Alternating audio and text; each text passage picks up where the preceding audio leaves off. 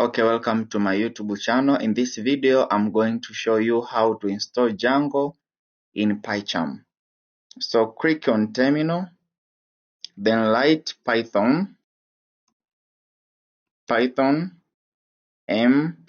pip install Django, then you press enter.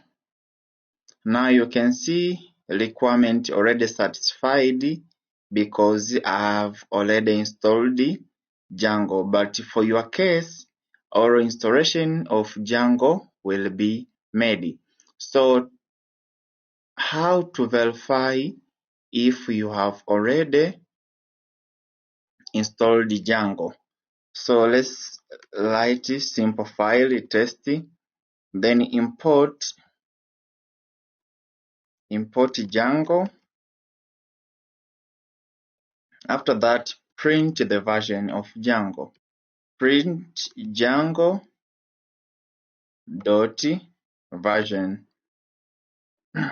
So if you have successfully installed Django, the version of Django will be displayed. So this is the current version of Django, which is 3.0.